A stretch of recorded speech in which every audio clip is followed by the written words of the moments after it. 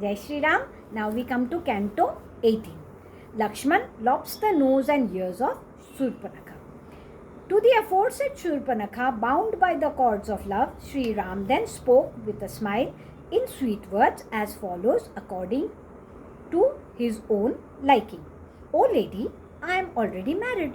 Here is my beloved wife. For ladies like you, the presence of a co-wife is most painful. Of course, here is my younger brother, Lakshman by name, of good conduct, lovely to look at, glorious and brave, and has not got a wife with him. He is possessed of unique qualities, young and pleasing of aspect, and will prove to be a husband worthy of this comely form of yours if he seeks to obtain a wife. Accept this brother of mine as your husband, O large-eyed and charming lady, without a rival even as sunlight woos Mount Meru.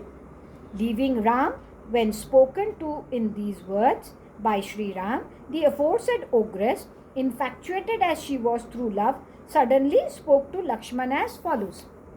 Possessing, as I do, an excellent complexion, I shall be wife worthy of this comely form of yours. You will happily wander through the entire range of the Dandak forest with me. Spoken to in these words by the ogress, Lakshman, the son of Sumitra, who was an adept in expression, smilingly made the following just reply to Surpanakha. How do you seek to turn a maid servant by becoming a wife to me, a slave, possessing as you do the hue of red lotus? I am only dependent on my worthy brother. Become you, O large-eyed lady, a happy younger wife of spotless complexion to my elder brother, who is fully endowed with all riches and be accomplished of purpose thereby. Giving up for good this deformed, vile, hideous, and aged wife with sunken belly, he will accept you alone. Abandoning this excellent form of yours, what wise man indeed would fasten his love on human ladies, O charming lady with an excellent complexion?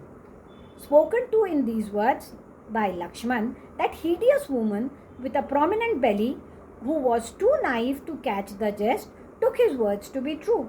Infatuated through love, she spoke once more to Ram, the tormentor of his foes, who was hard to overpower and was sitting in the hut thatched with leaves in the company of Sita. Clinging to this old, deformed, vile, hideous and aged wife with a sunken belly, you do not make much of me.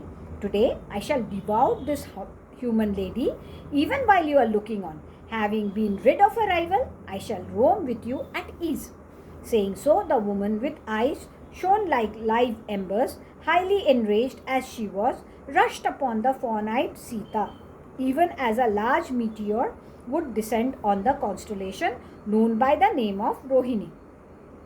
Checking by his very menacing sound the woman who was rushing towards Sita, like the news of death, Sri Ram, who was possessed of extraordinary might, now angrily said to Lakshman, you should in no case jest, O son of Sumitra, with cruel and unworthy people. See the princess of Videha surviving with great difficulty, having narrowly escaped being devoured by the ogress. O gentle brother, you ought to mutilate, O tiger among men, this ugly, vile, highly wanton and big-bellied woman. Drawing his sword when spoken to in these words, the angry Lakshman, who was possessed of great might, lopped off her ears and nose while Sri Ram looked on. With her ears and nose severed, that fierce Surpanakha, for her part, ran away into the forest as she had come, yelling dissonantly.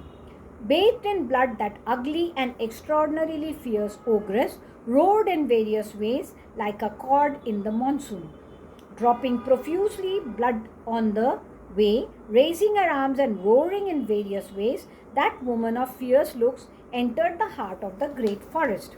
Then, approaching her notorious brother Khara of terrific energy, who lived in Janasthan Sthana, surrounded by a multitude of ogres, that mutilated woman then dropped down on the ground like a bolt from the blue.